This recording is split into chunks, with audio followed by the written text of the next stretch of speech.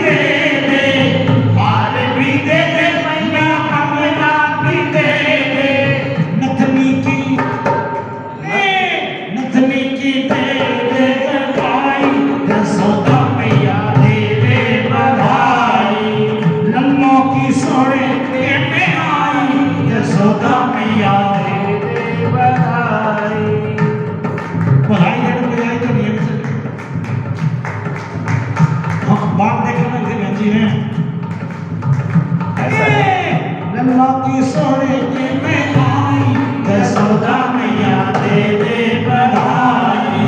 लल्ला की सोने में आई यशोदा मैया दे दे बधाई।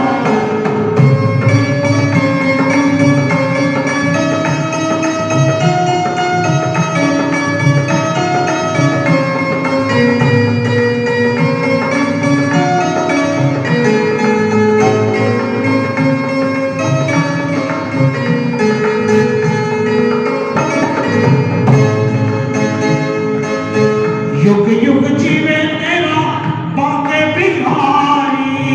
युग युग जीवे तेरा बाके बिहारी। युग युग जीवे तेरा बाके बिहारी। भक्ता की हो मन चाही यशोदा मैया दे दे बधाई। भक्ता की हो मन चाही यशोदा मैया दे दे बधाई। लल्ला की सोने में आई यशोदा मैया दे दे बधाई। हे कृष्ण कन्हैया, जिस जिसने आपके जन्म दिवस पर बधाई दी है, अरदास लगाई है, हे कन्हैया लाल उनके अंदर भंडारे हमेशा भरपूर रखना। की सोने में आई यशोदा मैया दे दे बधाई। लल्ला की सोने में आई यशोदा मैया दे दे बधाई। यशोदा मैया दे दे बधाई। भगवान का जन्म हो गया और भगवान जो है बचपन से ही अपना परिचय देना आरंभ कर दिया था। सबसे पहले क्या हुआ था कि कंस को जैसे ही पता चला कि तेरे को मारने वाला कोई और है, वो जन्म ले चुका है, तो जन्म ले चुका है तो बोला घनी दूर तो गया वो नहीं होगा, है जी। जितने भी बच्चे इन दिनों में पैदा हुए हैं हफ्ता 10 दिन में ढूंढो अनवर हुआ। अब नवजात बच्चों का जब पाप का घड़ा भी बढ़ना था ना, भगवान ने पाप का घड़ा बढ़ना था और कलयुग के अंदर ये बोल दिया गया कि कर्मों के हिसाब से किसी की आयु कितनी होगी, किसी की कितनी, 120 तो अधिकतम है। तो जो उस समय के लिए जन्म लिया था जिन्होंने, भगवान की लीला है, उस समय वो कंस के हाथों मारे गए जैसे भी कर्म थे। अब उसी कर्मपद में पूतना जो कंस की बहन थी दूर की, वो आती है, वो कहती है बोली चिंता मत कर मैं देख लूँगी। और वो अंदाज़ा लगाती है कि रुक्मणी ने वासुदेव जो हैं, वासुदेव और देवकी के नज़दीकी कौन है, और नज़दीकियों में नंद बाबा के यहाँ उत्सव हो रहा है, बधाइयाँ बट रही हैं। और नंद बाबा 90 साल के हो चुके, 90 साल की आयु में इनको पुत्र रत्न की प्राप्ति हुई है, वो वहाँ पहुँच जाती है। अब पहुँचती है तो उसने इतना सुंदर रूप बना रखा है कि उसके आगे अप्सराएं भी फैले। मतलब अगर ये कहा जाए कि माँ लक्ष्मी का रूप बना रखा है तो भी कोई अतिशयोक्ति नहीं। गांव में जहाँ से जा रही है सब उसके ऊपर मंत्रमुग्ध हो रहे हैं। कोई उससे यूँ नहीं पूछ रहा तू है कौन और कहाँ से आई, क्या लेना देना है। और वो नंद बाबा के यहाँ पहुँच जाती है और सभी मंत्रमुग्ध होते हुए वो उसकी गोद में भगवान कृष्ण को दे देते हैं, ये सोच के कि ये तो कोई देवी है और जो भगवान का इनको आशीर्वाद मिल जाए। और पूतना जिस मकसद से आई थी वो मकसद उसका पूरा हो रहा है। वो उसको लेकर आकाश में उड़ जाती है और अपने सपनों के जहर लगा रखा है। भगवान जब स्तनपान करते हैं तो उसकी सारी शक्ति जो है अपने अंदर खींच लेते हैं और उसके प्राण निकलने लग जाते हैं जब वो अपने असली स्वरूप में आती है। और अपना उसका असली स्वरूप जो है बड़ा विराट है। और जब वो ऊपर से पड़ती है तो पता नहीं कितने पेड़ और कितने मकान उसके नीचे ध्वस्त हो जाते हैं। सारे गांव वाले, नंद बाबा सब आश्चर्य में पड़ जाते हैं कि ये क्या हुआ। लेकिन फिर भी वो भगवान की माया नहीं समझ पाते और वो ये कहते हैं कि किसी तरह भगवान ने इनको बचा लिया।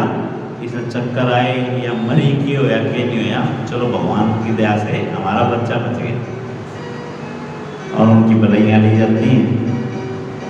इसी प्रकार अब धीरे धीरे भगवान को बाहर पलने में भी लिटाया जाता है, धूप वगैरह में खेलने के लिए। तो वहाँ कंस के दैत्य जो हैं वो सुकट भंजन तृणांत नाम से वहाँ पे आ जाते हैं। कोई छकड़ा के रूप में आ जाता है। छकड़ा क्या होता है, अपने यहाँ बैलगाड़ियाँ होती थी ना पहले, उस तरह से रूप ले लेते हैं।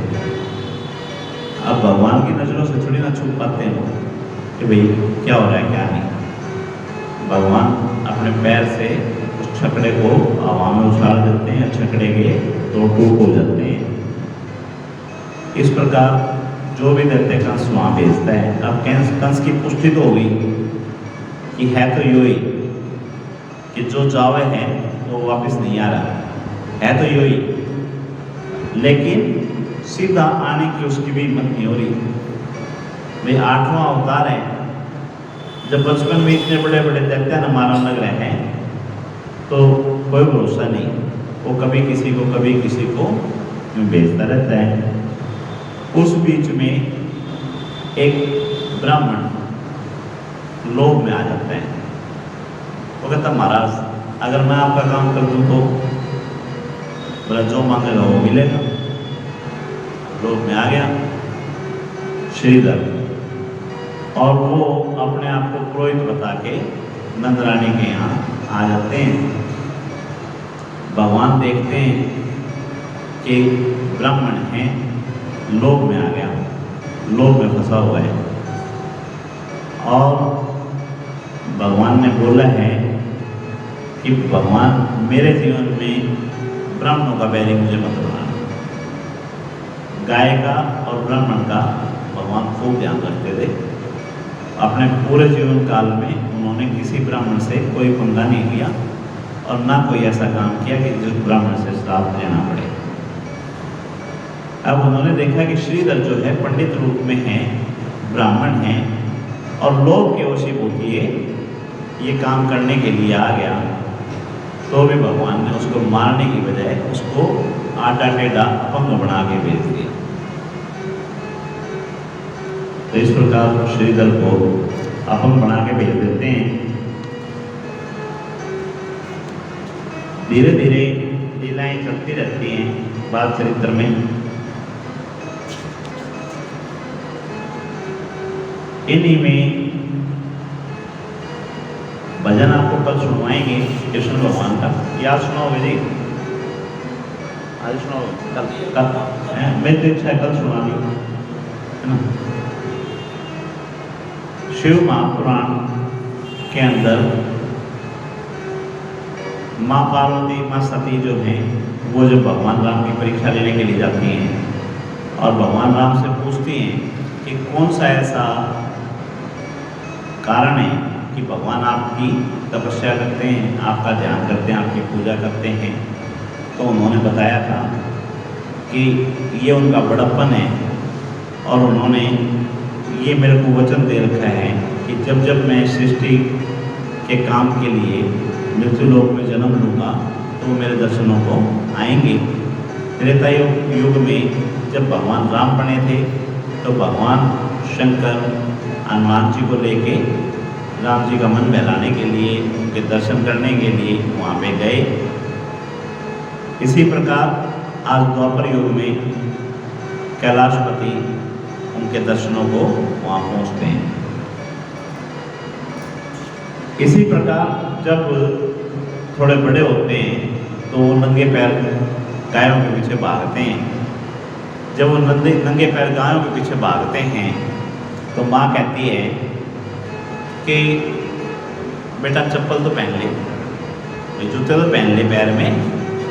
तो कहता है जब मेरी गायों ने जूते नहीं पहन रखे तो माँ मैं कैसे पहनूं? ये मेरे भगवान श्री कृष्ण जो हैं उनकी दया है कि वो गायों से कितना प्रेम करते हैं, कितना ब्राह्मणों से प्रेम करते हैं, ये इन लीलाओं के अंदर बताया है। ऐसे ही भगवान मिट्टी खाने की भी वो करते हैं लीलाएं। जैसे बच्चे हैं मिट्टी खाते हैं तो पृथ्वी से इतना प्रेम करते हैं कि मिट्टी का भोग लगा रहे हैं। जब वो मिट्टी का भोग लगाते हैं तो माँ उनसे कहती है कि लल्ला मिट्टी खाई? कहते ना मैंने नहीं खाई। तो मुँह खोल के दिखा, सारा मुँह लिबड़ा हुआ है और मुँह खोल के दिखाते हैं तो भगवान फिर से अपना सारे के सारे लोग उसके अंदर दिखा देते हैं कि तीनों लोग उसमें 14 भुवन, सारे चांद तारे सितारे सप्तऋषि सब उसके अंदर घूम रहे हैं। और उनको देखकर माँ को सत्य का ज्ञान होता है। लेकिन भगवान अपने लोक में, अपना लोक क्या, क्योंकि माँ की ममता तो वहाँ भी नहीं मिलती, वो लोक में भी नहीं मिलती, वहाँ भी अकेले बैठे हैं लक्ष्मी जी के साथ में। तो यहाँ पे माँ का जो लालन पालन है, माँ का जो स्नेह है वो वंचित ना हो जाए, फिर योग माया से पर्दा डाल देते हैं और माँ कहती है कि भूत प्रेत बढ़ के बिरानी बन छोर में, और फिर उनकी ढूंढ लाई करने में लग जाती है। बल्कि ये देखना उसमें फिर जो है उसमें लग जाती है। इसी प्रकार भगवान लीलाएं करते हैं। लीला करते करते बछड़ों को लेकर वो चराने के लिए जाते हैं। वहाँ पे अपने बाल गोपाल सखा जो हैं उनके साथ में उनका जूठा खुद भी खा रहे हैं और अपना जूठा उनको खिला रहे हैं। अब इन लीलाओं को देख के जो बड़े बड़े ऋषि और देवता हैं वो ईर्ष्या कर रहे हैं। क्यों? भगवान का जूठा किसको खाने को मिले, और यहाँ भगवान उनका भी जूठा खा रहे हैं। तो इन लीलाओं को देख के सब जो है ईर्ष्या कर रहे हैं। इधर ब्रह्मा जो हैं उनको अभिमान हो जाता है या शंका हो जाती है कि ये बच्चा जो सबका जूठा खा रहा है, भगवान किसका जूठा खाएं? ये भगवान तो नहीं हो सकता। तो उसकी परीक्षा लेने के लिए कुछ न कुछ करना चाहिए। वो उन बाल गोपालों को सबको बेहोश करके अपने लोक में ले जाते हैं। और श्री कृष्णचंद्र जी हमारी सृष्टि जो 5 तत्वों से बनी हुई है, उन 5 तत्वों वालों को छोड़ के अपनी सृष्टि की नई रचना कर लेते हैं। और उतने ही बाल गोपाल, उतनी ही गाय, उतने ही बछड़े और बना के गांव में चले जाते हैं।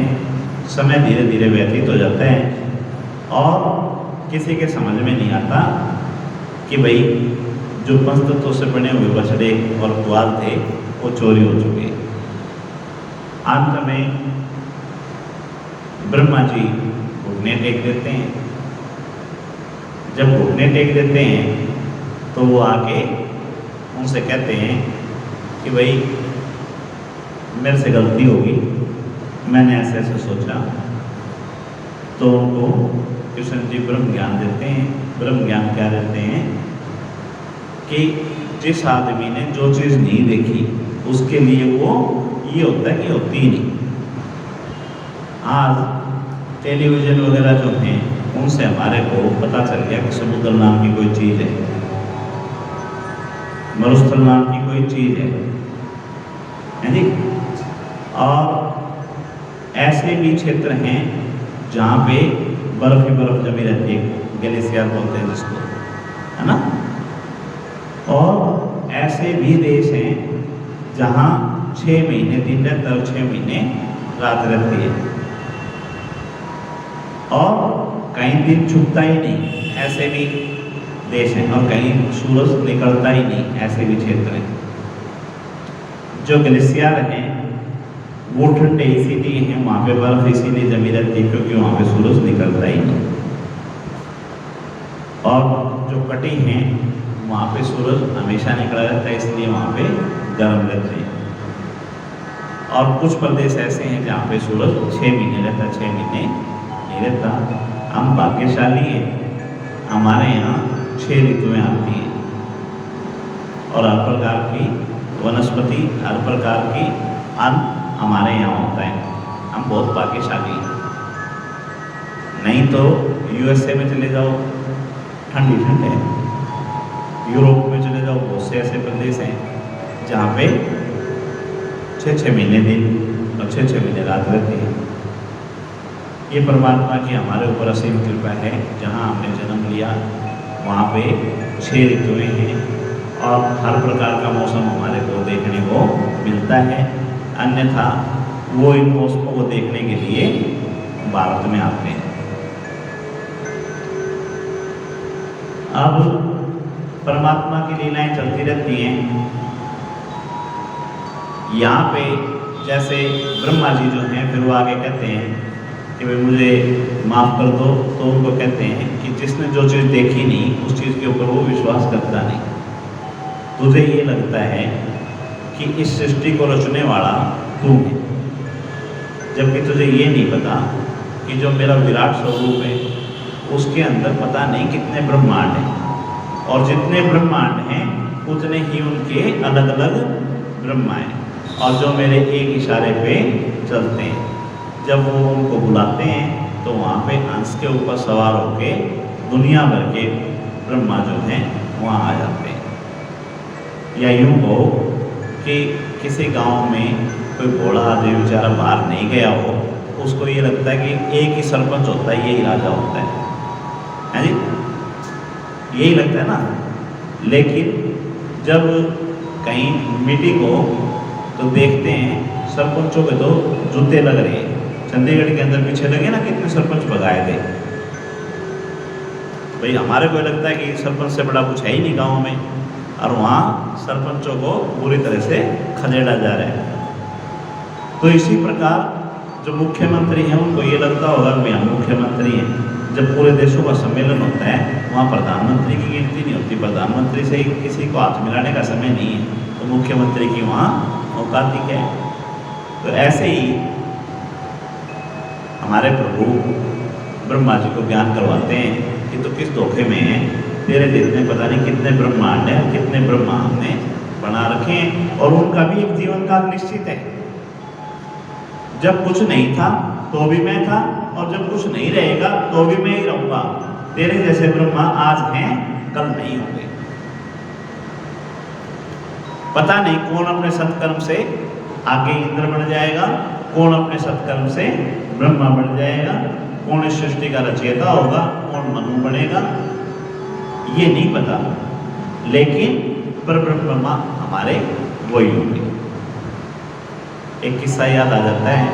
हमारे राम भजन अग्रवाल जी जो इस दुनिया में नहीं है, उनके यहाँ नौकरी करता था मैं, और हम 3 कंप्यूटर वाले थे, कंप्यूटर ऑपरेटर करते थे तो, और उनको रात को एक बंदा चाहिए था। तो मेरे जो सीनियर थे रवि अग्रवाल, उन्होंने मना कर दिया, मैं नहीं आ सकता रात को। दूसरे जो सीनियर थे मेरे साथी राम कुमार भारद्वाज, उनने मना कर दिया, बोला जी मेरी तो शादी हो गई है, मैं नहीं आ सकता। मेरी शादी हुई नहीं थी, फंस गया मैं।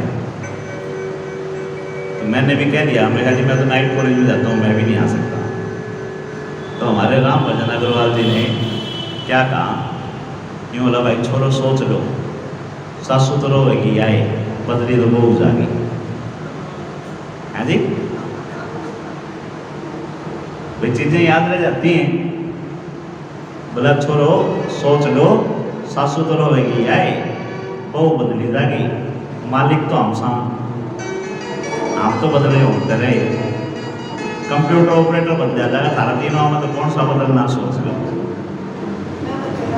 तो आज वही किस्सा भगवान कृष्ण ने ब्रह्मा जी को कह दिया कि तू ज़्यादा अभिमान में मत रहे, तेरे जैसे बहुत ब्रह्मा हैं, और तू नहीं तो कोई और आएगा, है जी। ये सृष्टि तो ऐसे ही चलेगी और सारा मेरी इच्छा से ही होगा। अब ब्रह्मा जी को ज्ञान हो गया, ब्रह्मा जी ने उनकी स्तुति की और वो चले गए। ऐसे ही धीरे धीरे उनकी आयु 5.5 वर्ष 6 वर्ष हो गई। अब जब थोड़ा समझने लग गए, अब उनकी नटखट लीलाएं देखी कि कभी वो गोपियों के चीर चुरा लेते हैं, कपड़े चुरा लेते हैं, कभी वो गोपियों का माखन फोड़ देते हैं, माखन की मटकी फोड़ देते हैं। तो कामदेव जो है, उनके भी मन में इच्छा जागृत हुई। आके कहता है भगवान, जब आप महादेव के रूप में थे तो आपने मेरे को वसन कर दिया, भाई कामदेव की नहीं चली। जब आप राम रूप में आए तो आपने एक पत्नी व्रत धारण कर लिया, भाई सिवाय एक पत्नी के आपने किसी को देखा ही नहीं, तो आपके ऊपर मैं प्रभाव अपना नहीं डाल पाया। लेकिन अब मैं जो देख रहा हूँ, आप तो हर गोपी से बात करते हो, हर गोपी के साथ छेड़खानी करते हो, उनके वस्त्र चुरा लेते हो, तो अब मुझे ये लगता है कि मैं आपके ऊपर प्रभाव डाल सकता हूँ। कामदेव जो हैं वो क्या कहते हैं कि अब मुझे ये लगता है कि मैं आपके ऊपर प्रभाव डाल सकता हूँ। तो बोला फिर के 2 हाथ हो गया, भाई देखूँ आप मेरे प्रभाव से कैसे बचोगे। बोला ठीक है। अब कामदेव किस चीज़ के लिए जाने जाते हैं? कामदेव मन मोहने के लिए जाने जाते हैं कि कामदेव जिसके ऊपर बाण चला दें वो मोह में पड़ जाता है, मोहित हो जाता है, इसीलिए जाने जाते हैं ना।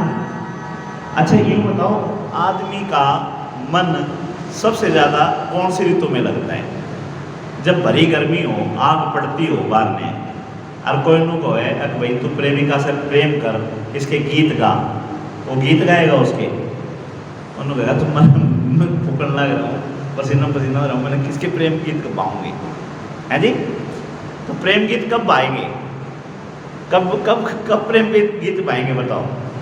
जब बसंत ऋतु आएगी, चारों तरफ जो है मोर कोयल जब बोल रही होंगी, है ना, शरद ऋतु होगी, पूरा चांद होगा, तो सारा वातावरण ऐसा होगा कि हम प्रकृति की तरफ आकर्षित होंगे, तो उसमें हमारे को हर चीज़ अच्छी लगेगी। अब भगवान बोले ऐसा है, सुन, तेरी अगर इच्छाएं है तो फिर तने बढ़िया डाल पे बुलावांगे, भाई बढ़िया तरीके से बुलावांगे, नो को नहीं बुलावांगे। बोला ऐसा करियो, बसंत ऋतु में आ जाइयो, शरद पूर्णिमा के दिन, जब ठंडी ठंडी हवा चल रही होगी और पूरी चांद की रोशनी होगी और चारों तरफ फूल खिले होंगे, उस समय तो तेरे बाणा ने लेकर आ जाइए और फिर मेरे ऊपर अपने बाण चलाइए, फिर तेरे बाणा हम देखेंगे, है जी। अब कामदेव जो हैं उनको निमंत्रण दे दिया वो भजन निकालियो जी। एक दिन वो क्या नाम बन के ब्रिज की नारी गोकुल में आ गए।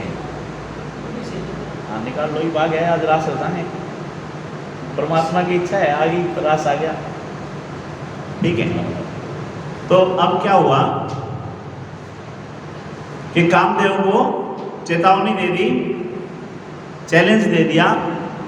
प्रेम भाई साहब वाली बात है, बोले जमाने में हम जो है किसी का भी हाथ पकड़ लिया करते, क्या करते, आ जा भाई दो दो हाथ कर ले, समय होता है ना। तो बोला तू बसंत पंचमी कह रहा हूँ, हाँ बसंत ऋतु में शरद पूर्णिमा में पूरा चांद होगा, उस दिन आ जाइए, उस दिन देखाएंगे, उस दिन कराएंगे दो दो हाथ। तो वो रात जो है आ गई, या यूँ कहो उस रात की तैयारी हो रही है अभी। जब उस रात की तैयारी हो रही है और खबर सारी जगह पहुंच जाती है कि रास रचा जाएगा, महारास होगा, भगवान कृष्ण जो हैं उसमें बंसरी बजाएंगे और बहुत बड़ा कीर्तन और बहुत बड़ा संकीर्तन होगा, सारे भजन गाएंगे, हैं जी। तो सब जगह खुशी की लहर दौड़ जाती है। और मेरे भोलेनाथ जो वचन दे चुके हैं श्री हरि को कि जब जब सृष्टि पे आप आओगे तो आपके दर्शनों को आऊँगा, तो कहते हैं कि अब रास में मेरे को भी लेके चल माँ पार्वती, है जी।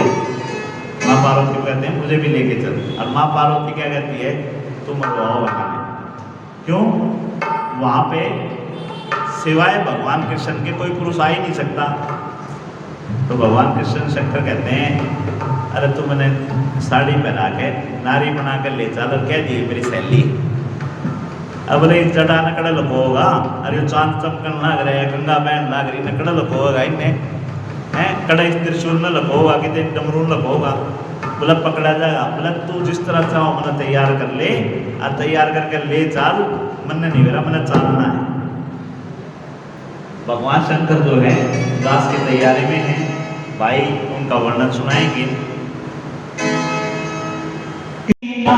गोकुल में आ गए हैं, गोकुल में आ गए हैं, एक दिन वो भोले भंडारी उनके बजती नार, गोकुल में आ गए हैं, गोकुल में आ गए हैं। पार्वती भी मना के हारी, नामा नाथ पुरारी, गोकुल में आ गए हैं, गोकुल में आ गए हैं।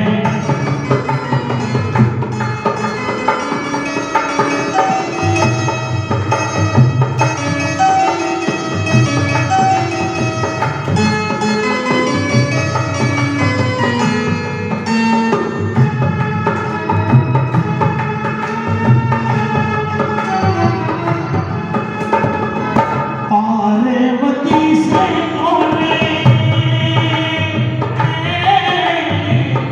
मैं भी चलूंगा तेरे संग में।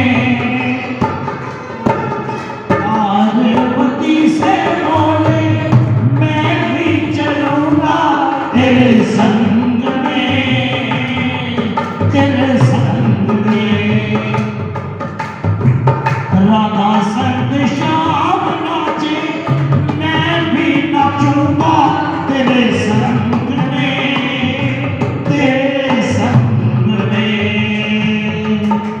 रोज रचेगा रचने वाली, हमें दिखाओ प्यार, गोकुल में आ गए हैं, गोकुल में आ गए हैं।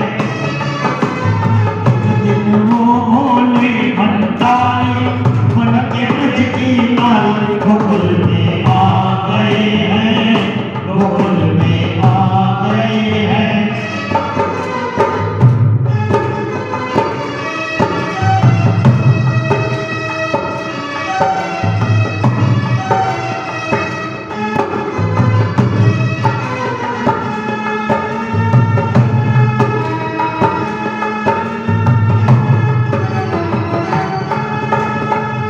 ओ मेरे भोले स्वामी, बोली पार्वती मैया।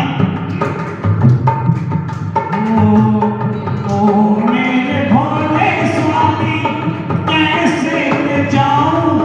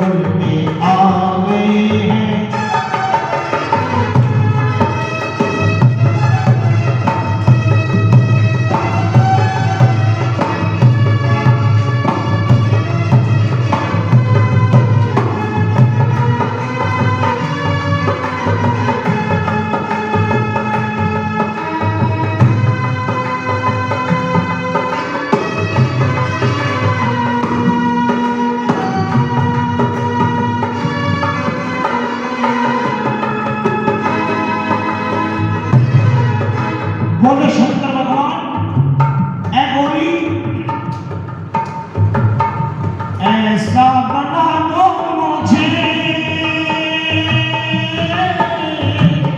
कोई न जाने इस राज को, इस राज को।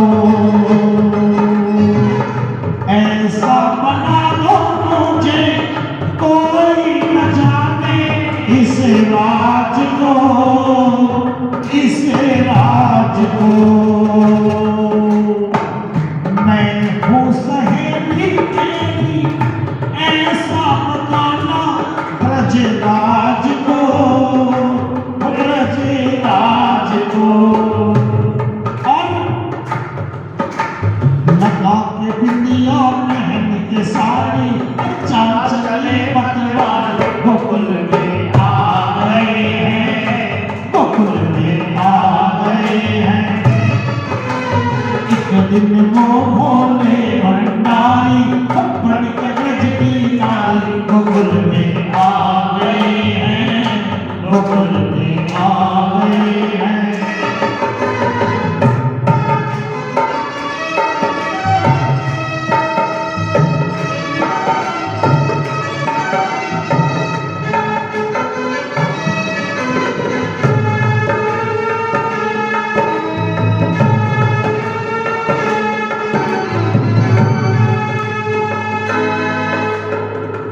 हंस के सती ने कहा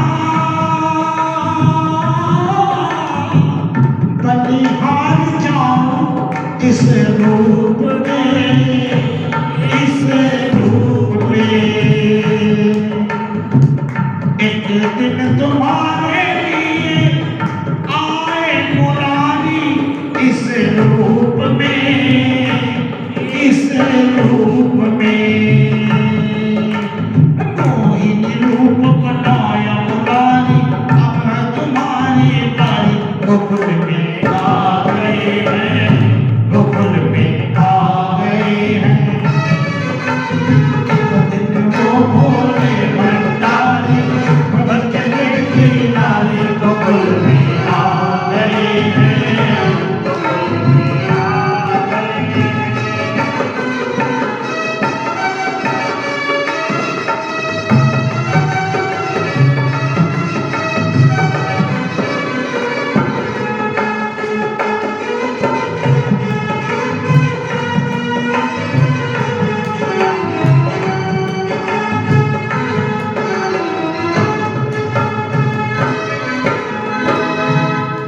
मोहन की नजरों से बचना बड़ा मुश्किल है। देखा मोहन ने जब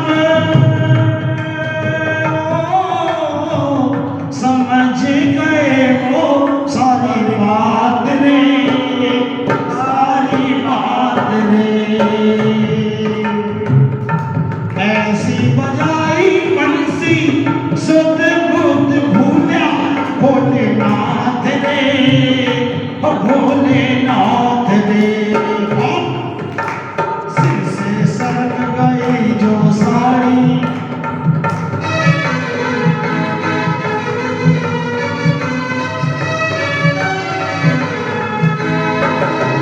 सिर से सरक गई वो साड़ी, मुस्काए गिरधारी गोकुल में ब्रज में आ गए हैं, ब्रज में आ गए हैं। एक दिन वो भोले भंडारी बनकर ब्रज की नारी गोकुल में आ गए हैं, गोकुल में आ गए हैं। कान्हा के मन भा गए हैं, मोहन मन भा गए हैं। कान्हा के मन भा गए हैं, मोहन को भा गए हैं।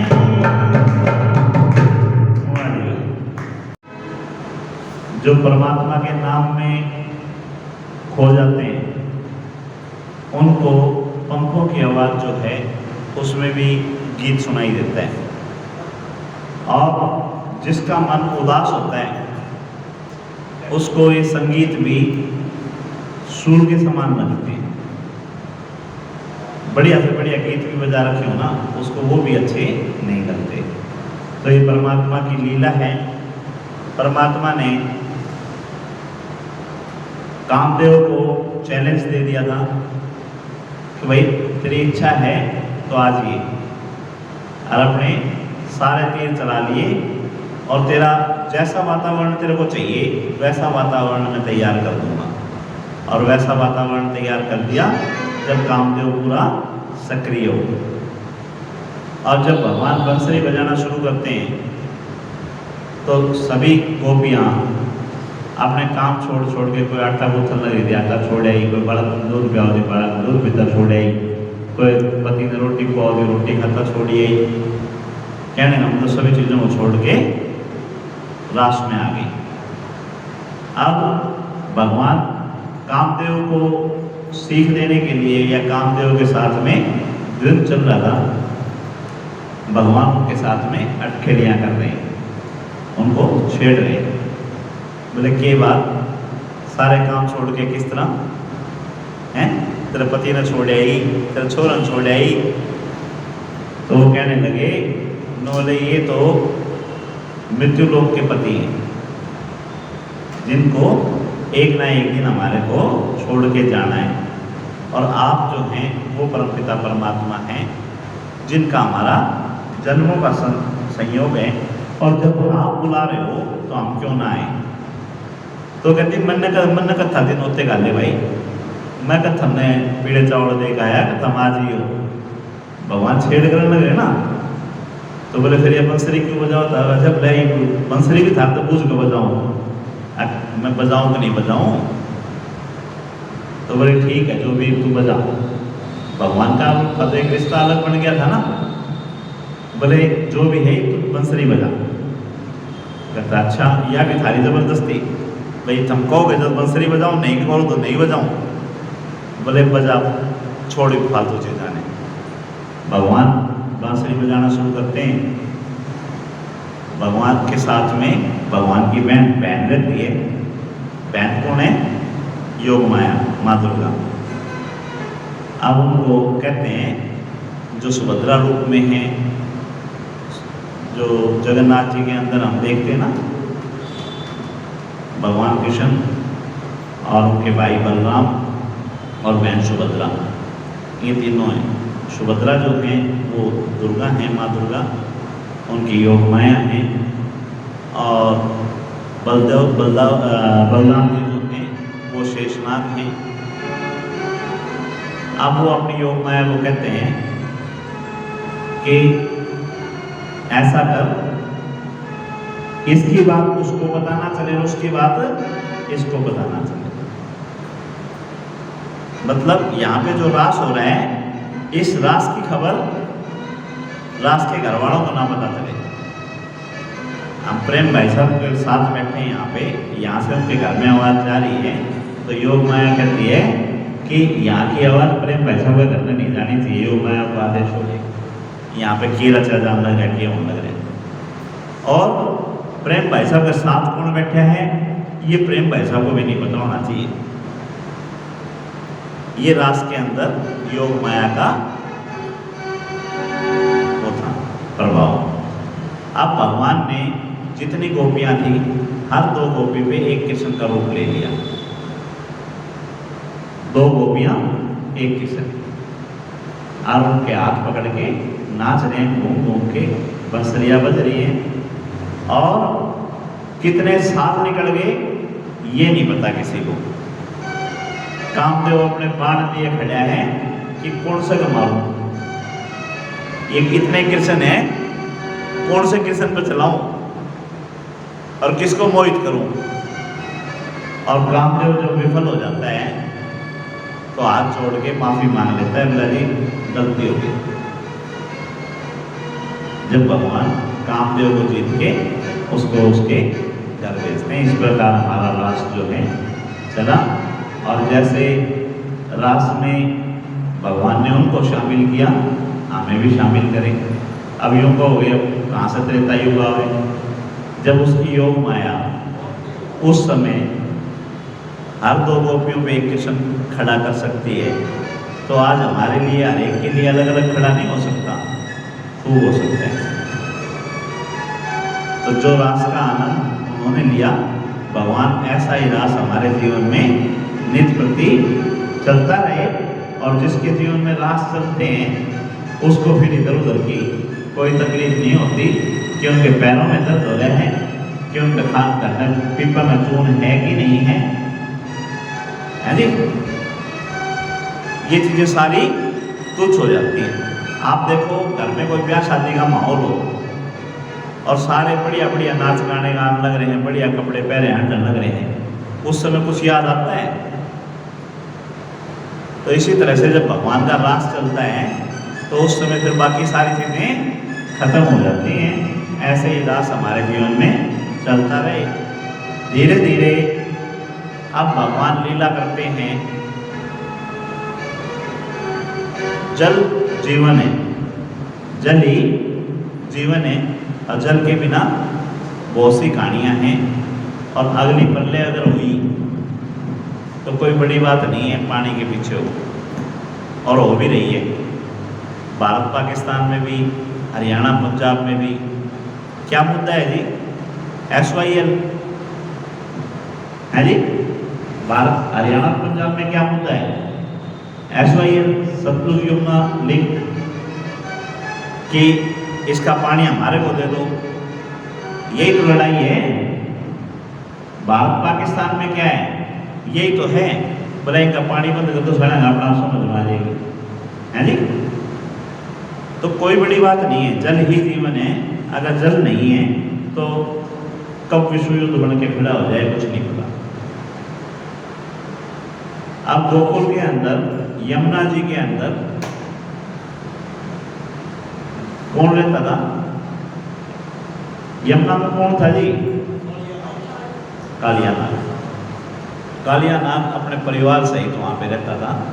और जिस पानी में सांप रहता हो उस पानी को पीने में कितना आनंद आएगा, है जी। है जी। वो तो फिर सिर्फ महादेव ही पी सकते हैं, और दूसरा तो कोई पी नहीं सकता। अब उस जल को स्वस्थ करने के लिए भगवान लीला करते हैं, और लीला में क्या करते हैं? दाऊ जो है बलराम, उसको भूख लगा देते हैं। फिर भूख लगे, अब जो दोनों भाई सुबह घर से इकट्ठे निकलते थे, आज बलराम कहता है भाई तू चल, अब मैं थोड़ा घर में भोजन करी हूँ, चूरमा वगैरह खाया हूँ, आऊँगा आराम से। तो ठीक है। अब जब भगवान चले जाते हैं तो यमुना के किनारे वो अपना खेलना शुरू करते हैं, और खेलते खेलते जानबूझ के बॉल जो है वो यमुना में फेंक देते हैं। अब हमारे जो छोटे बच्चे हैं, हमारे बच्चे जो हैं, वो तो गलियों में खेले नहीं, लेकिन जो हमारी माता बहनें हैं वो इस बात का गवाही देती होंगी कि बच्चे गलियों में खेलते थे, और जिसकी बॉल किसी दूसरे के घर चली जाती थी तो उसी की ड्यूटी लगाया करते। बोला अच्छा किरण आंटी के घर में पाल गई, जाते मारेगी, कौन बाल उठा के जाओ बच्चा? तो बोला फिर तन्ना बुझाई तो ऐसा, है जी। तन्ना बुझाई, अब इसका सामना तू ही कर। अब भगवान ने बॉल जो है यमुना में पहुंचाई थी, तो यमुना में बॉल लेके आने की ड्यूटी भी भगवान की ही लगा दी, और भगवान ने आओ देखा न पाओ, और यमुना में कूद गए। जब यमुना में कूद गए और माँ को पता चला, नंदरानी को, तो एकदम से बेहोश कि भाई यह क्या बनी। वहाँ तो कालिया नाग बैठे हैं। बोला रोके क्यों नहीं किसी ने? बोला जी रोकते इससे पहले तो अगला भीतर जा लिया, सुने किसकी था वो, है जी। सारे के सारे यमुना तट पे पहुँच जाते हैं। अब उनकी बाल लीलाओं को याद करते हैं।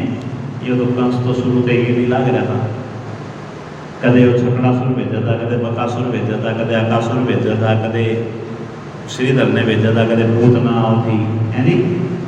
इसका तो बचपन से ही लीला करे थे, और ये भी कोई ना कोई काम कंस का ही करे और पाओगा जो ये इसमें भेजा है।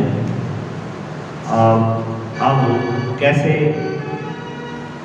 भाई ये बचेंगे, इस चीज़ के ऊपर शुरू हो जाता है वर्णन।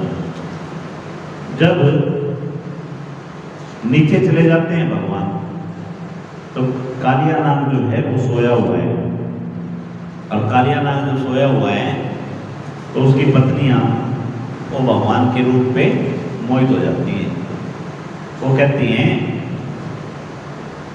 कि किसका बालक है, इतना सुंदर कौन है और क्यों आ गए यहाँ पे। अब भगवान जो है अपनी लीला के वशीभूत उनको क्या कहते हैं, कहते हैं कि मेरी माँ जो है वो दही मत्ती है। दही मत्ती है ना, अब तो आजकल तो मशीनें आ गई, मशीन लगाओ और मशीन दूध देती है।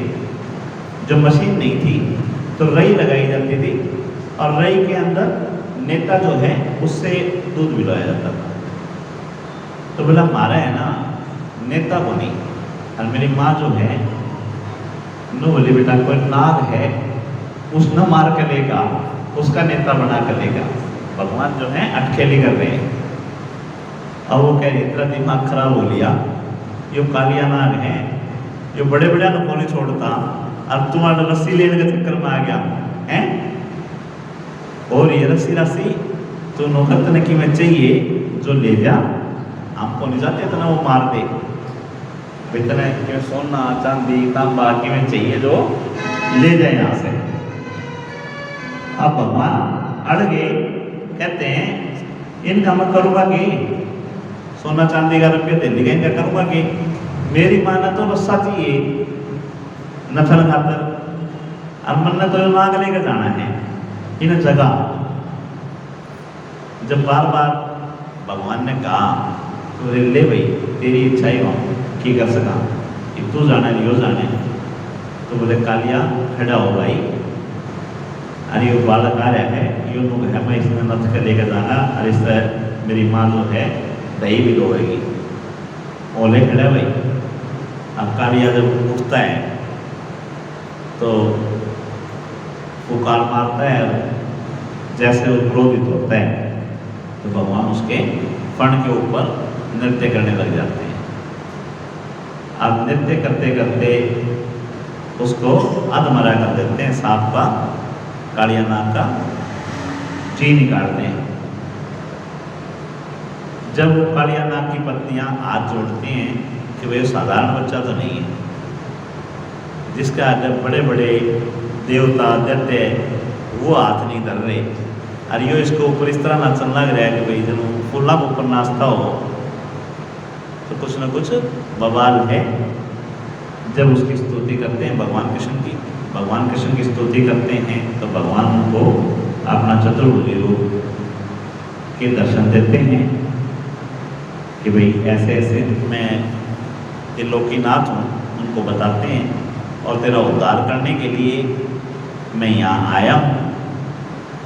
उसके अलावा मैं यहाँ रह रहा हूँ, और मेरे जो साथी हैं, घर परिवार हैं, जो भगत हैं, उनको पानी की असुविधा है, और तो इस स्थान को छोड़ के समुद्र में चला जा।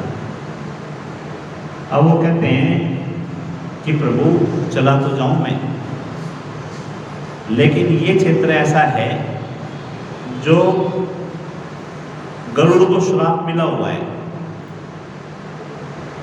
जिसकी वजह से वो यहाँ हमारे ऊपर हमला नहीं करता। मैं मेरे परिवार को छुपा के बैठा हूँ, और यहाँ से बाहर जाते ही गरुड़ जो है वो हमारे ऊपर हमला करेगा, और गरुड़ हमारे को मार डालेगा।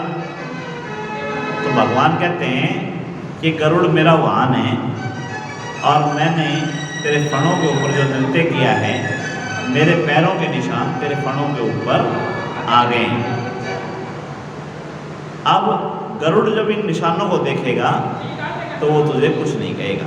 मोर लगा दी ना, जैसे एक आवारा कुत्ता होता है, उसके कोई भी डंडा मार दे, लेकिन जो पालतू कुत्ता है उसको कोई नहीं मारता। कारण उसको ये पता है कि इसके मार दिया तो इसका मालिक जो है पीछे बैठा है, उसके साथ में तेरी लड़ाई है। तो अब जो कालिया नाग, जो गली का कुत्ता था, उसको भगवान ने पटा पहना दिया और वो उसका हो गया। यानी कि अब उससे कोई गरुड़ अगर हमला करता है तो वो विष्णुद्रोही है। जब भगवान कालिया को मुक्ति देते हैं और उनको समुद्र में सपरिवार भेज देते हैं और यमुना का जल सारा मीठा हो जाता है। और श्री भागवत भगवान की है आरती, पापियों को पाप से है तारती, पापियों को पाप से है तारती। श्री भागवत भगवान की है आरती, पापियों को पाप से है तारती, पापियों को पाप से है तारती।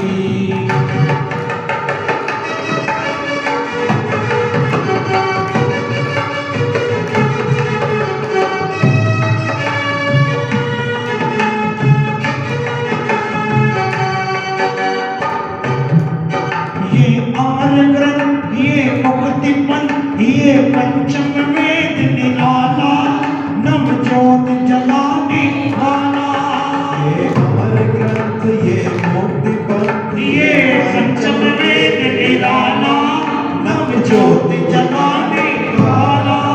हरि धाम यही, हरि नाम यही, हरि नाम यही, हरि नाम यही। यही जग मंगल की आरती, पापियों को पाप से है तारती। श्री भागवत भगवान की है आरती, पापियों को पाप से है तारती, पापियों को पाप से है तारती।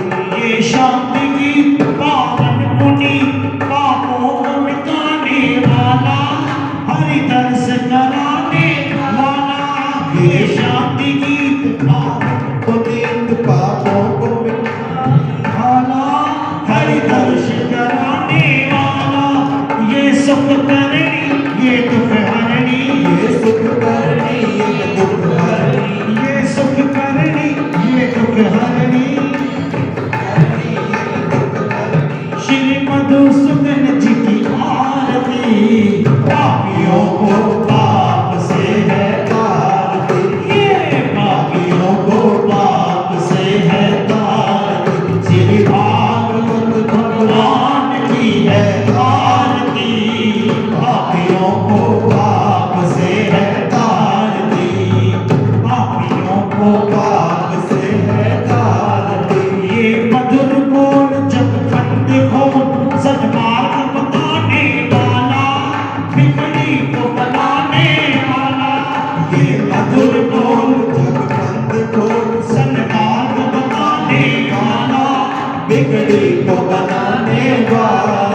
श्री राम यही, घनश्याम यही, श्री राम यही, घनश्याम यही, श्री राम यही, घनश्याम यही। यही प्रभु की महिमा की आरती, पापियों को पाप से है तारती। श्री भागवत भगवान की है आरती, पापियों को पाप से है तारती, पापियों को पाप से है तारती, ये पापियों को पाप से है तारती, ये पापियों को पाप से है तारती।